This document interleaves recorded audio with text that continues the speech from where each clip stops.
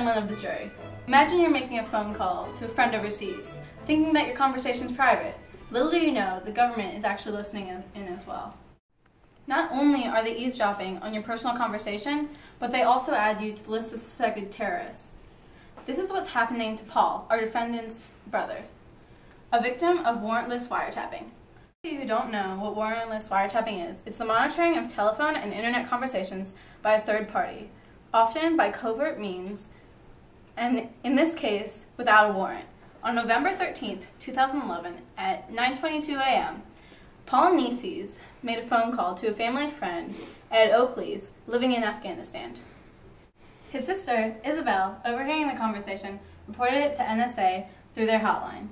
After 2 weeks of careful monitoring, the NSA arrested Paul on the grounds of an accessory to a possible terrorist attack. Let's look at the facts.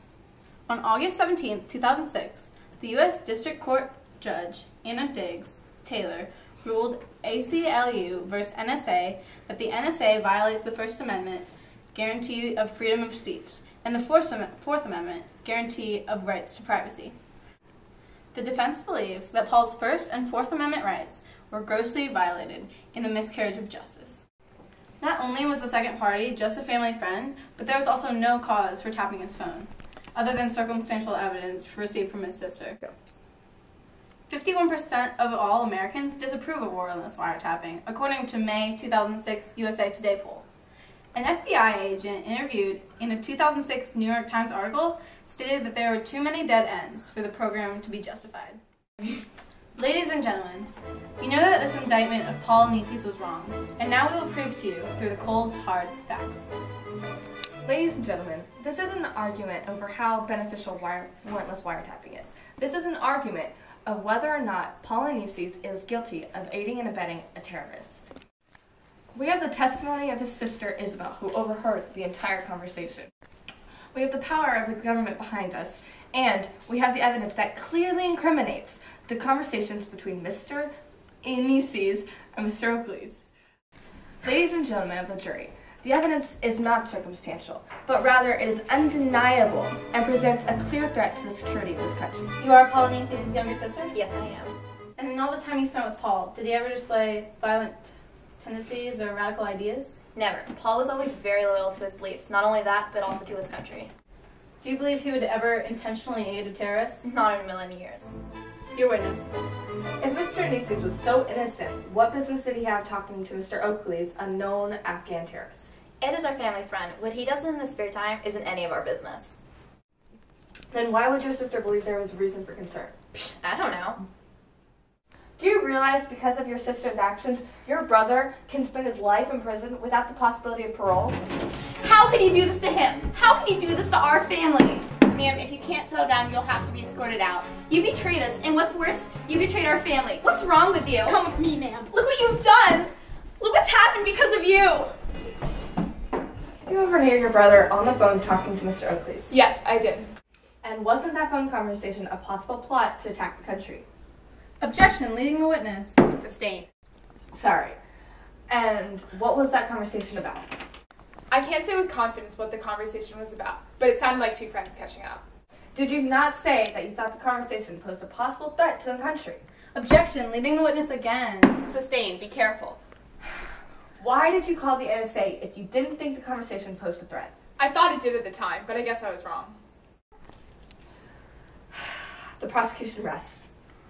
The defense has no further questions, Your Honor. Then if there are no more questions, the court will take a short recess while I deliberate.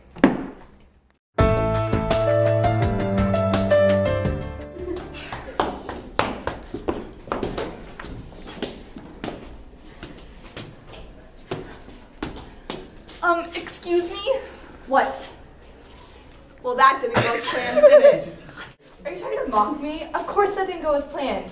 Do you think I'm stupid? What do you want? I think I have some information that you might want to hear. Oh, really? I have to get back soon, so what is it? On this thumb drive is a conversation between you and someone in Afghanistan. Just imagine what it would do if your case was broadcasted to the public. I can't even begin to fathom the consequences of this recording. You wouldn't dare. It wasn't even bad. It wasn't like I was talking to a terrorist or anybody. It was a business partner. But it would ruin your reputation regardless. A business partner is a lot less innocent than a family friend. Why are you telling me this? You obviously want something, or you would have done something a long time ago. Here's what you're going to do. You're going to go in there, you're going to ruin your case any way you know how, and you're going to quit this preaching this idea of warrantless wiretapping. I can't do that. I worked way too hard for this case. I made these rules for a reason. It's for the good of the country, and I plan to abide by them no matter what. If this gets out, I'll lose my credibility, and our citizens need a strong leader. I don't care. The defense wins, or I promise I will go public with this. And I always make good promises. I've come to my decision. On the first count, regarding accusations of traitorous actions and wreaking havoc throughout the states, unified under the eagle's wings, with terror on his right side and cowardice on his left, I find Polyneices guilty of terrorism and accomplice to it. This young country, a babe in a cradle, was rocked by his actions, but is now reconciled by the knowledge that this tyrant, with the audacity to claim innocent, is behind the steel bars that claim him once more. Annabelle, despite your regal cause, your evidence is an infant bird, satisfied in innocence and frailty, but lacking in strength and purpose. Chris, with your stubbornness you fail to see the shining light, but your aspirations are valiant, I can't deny you that, and your case has the strength of the law supporting it. The mighty and virtuous state prevails.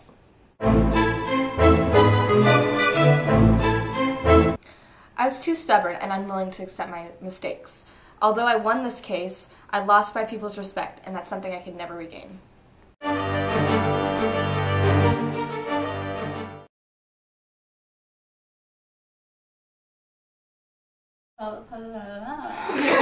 Was the other person? No. Your brother, shut up. I'm ready. Okay. Rachel, That wasn't even funny. government. That was really funny.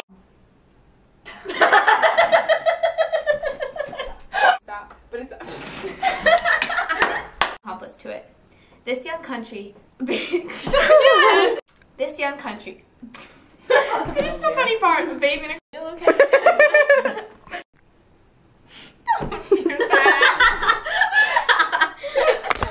Chris, with your I'm sorry. With your stubbornness.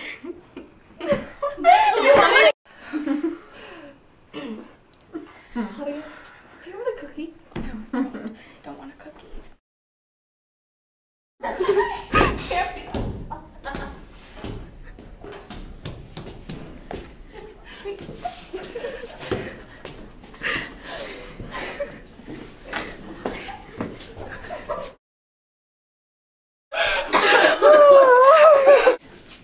Put it on landscape. How do you make it thumb drive? Or not, I'm sorry. That's not what I meant to say. How do you make it landscape? You go to